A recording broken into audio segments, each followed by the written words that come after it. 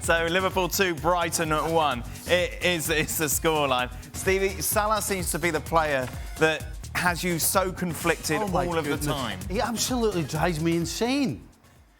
I've never seen a player who's so good make so many errors.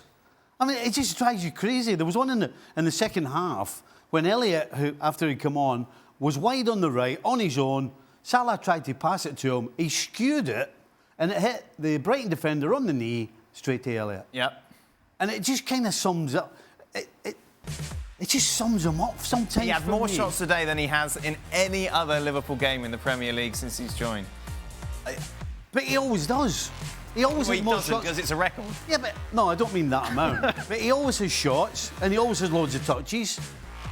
And as I said, surprise, surprise, who scores a winning goal? You put your money on him to be the match winner every time. But you'd also put your money on him to be the forward who gives the ball away more times than any other forward. It just drives me insane. Well, here we go. Crazy. Then. Here we go then. We have a title race, and it has changed after today, hasn't it? Because fate is now in Liverpool's hands. They are 2 points clear at the top of the table, and the maths for Liverpool is simple. If Jurgen Klopp's side win every single game between now and the end of the season, it's irrelevant what Arsenal or Manchester City do, because Klopp's final season will see them Premier League champions, and as a result, they are now title favourites according to the bookies. And you look at that running and you look at Liverpool and you think, OK, that's doable. Absolutely. Yeah. Yeah, clearly there's a couple of banana skins there. You know, United, we saw what can happen in the FA Cup. Tottenham, I mean, Tottenham on the day can beat anybody. You could also beat them 5-0 though. So they would be the two banana skins that I'm looking at. Villa for me always disappoint when you think they're going to do something. Right. But after that, those other games, Wolves, West Ham, Everton, Fulham, Sheffield United, Palace, if you want to win the title, they should all be comfortable victories.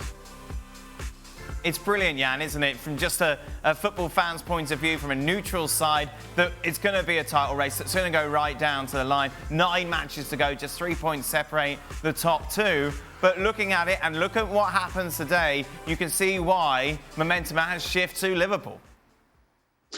Yeah, but I think also, we talked about that before on the show, it changed also a bit before Christmas when they won all these games where they're not played perfect. They just won at the end, as they did today. Great game it was to watch, by the way. They turned it around, being 1-0 down and coming back winning again. But I was just thinking of it.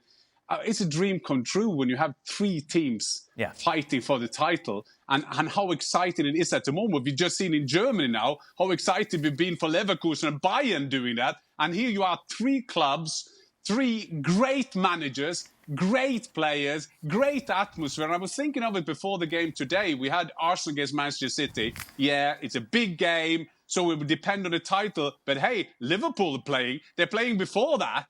And of course, Arsenal and Pep will look at that game and think, what is going on at Liverpool? And when they're 1-0 down, they think, wow, that is a chance for us. And then it was, of course, Salah scored. Of course, Liverpool came back. So at the moment, and I've said this for a while, you've heard that, and I said there is something around Liverpool. There is a momentum somewhere that things are fitting well for them. And if you see the games they're having, yes, there are some games they can lose, but there are some games that they could... The other teams need to be perfect. Liverpool don't need to be perfect.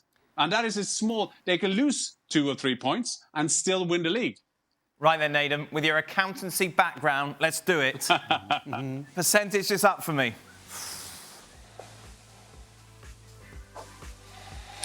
Oh, that's a good one. For the record, I only did 1 year of the accountancy course. It was a 4-year course. It's 1 year more than anyone has ever done on this show.